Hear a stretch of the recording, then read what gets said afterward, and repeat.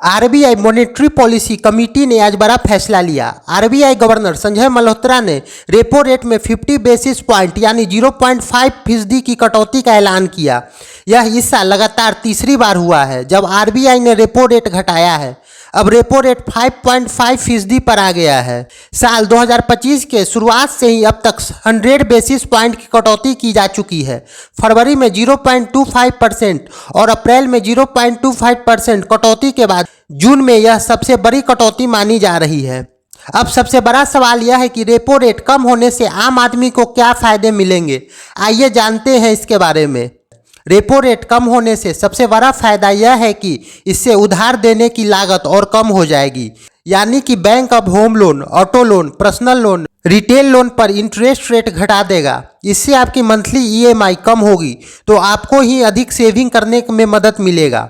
अब अगर कोई नया लोन लेने के बारे में सोच रहे हैं तो उसे भी यह कम इंटरेस्ट रेट पर मिलेगा। यानी कि एजुकेशन लोन हो या कार लोन, अब यह आपको पहले के मुकाबले सस्ता मिलेगा।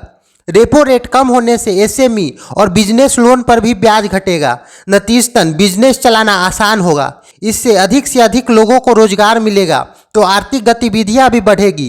कुल मिलाकर देश की इकोनॉमी स्ट्रांग होगा। जाहिर सी बात है कि ईएमआई से कुछ सेविंग होगा तो दूसरी चीज़ों पर खर्च करने योग्य आय बढ़ेगा।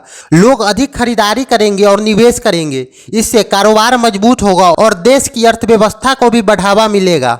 आरबीआई ने वित्त वर्ष 2026 के लिए महंगाई दर अनुमान घटाया। गवर्नर संजय मल्होत्रा ने यह भी कहा कि वित्त वर्ष 2026 के लिए महंगाई अनुमान को घटाकर 3.7% कर दिया गया है, जो पहले 4% था। उन्होंने कहा कि खुदरा महंगाई तेजी से घट रही है और अप्रैल में यह गिरकर 3.16% पर पहुंच गई, जो पिछले 6 साल में सबसे निचले स्तर पे है। चालू वित्त वर्ष के लिए जीडीपी ग्रोथ अनुमान 6.5% पर बरकरार।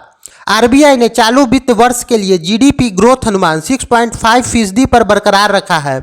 उन्होंने यह भी कहा कि लगातार 3 बार दरों में कटौती के बाद अब मॉनेटरी पॉलिसी के पास ग्रोथ को सपोर्ट करने के लिए बहुत सीमित गुंजाइश बची है।